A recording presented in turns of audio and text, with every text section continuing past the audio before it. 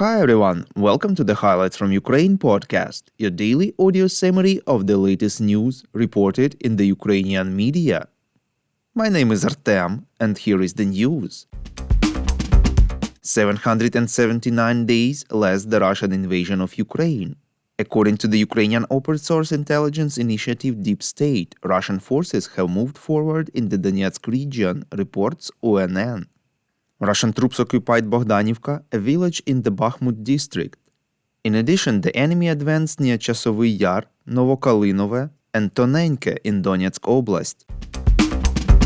Minister of Internal Affairs Igor Klimenko informed that the police databases contain data on hundreds of thousands of people who may be evading conscription, reports Ukrinform.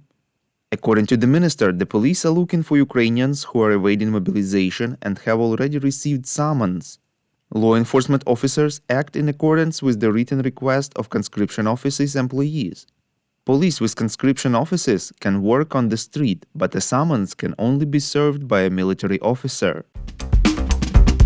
Dmytro Kuleba, Minister of Foreign Affairs of Ukraine, has stated that active negotiations with Ukraine's allies on supplying the country with additional air defense systems are ongoing, reports European Pravda. The minister clarified that Kyiv hopes to receive 2 batteries for the Patriot air defense systems and 1 for SAMP-T system. Kuleba indicated that the decision concerning the supply of the Patriot batteries depends on the US because it's an American air defense system.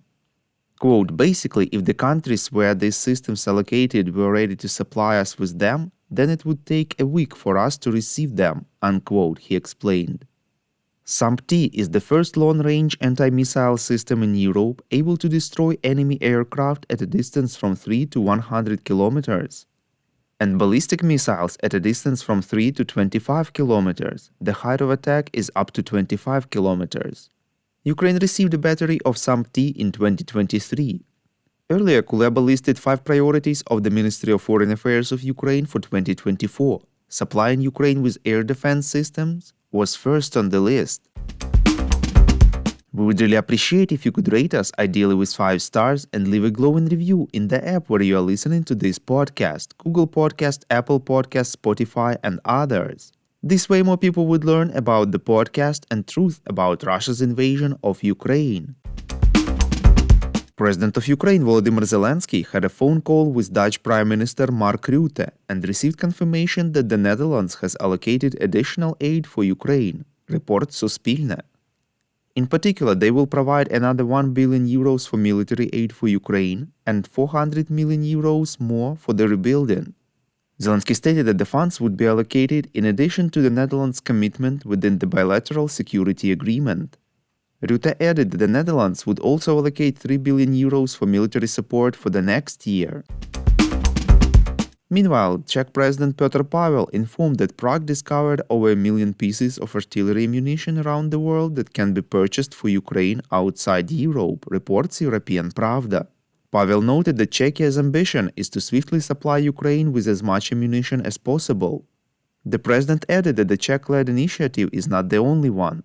Quote, Estonia and the United Kingdom are developing a similar one, and France has also spoken about it, unquote, he added. Pavel said Ukraine needs a vast amount of ammunition as it anticipates a Russian offensive in the summer months.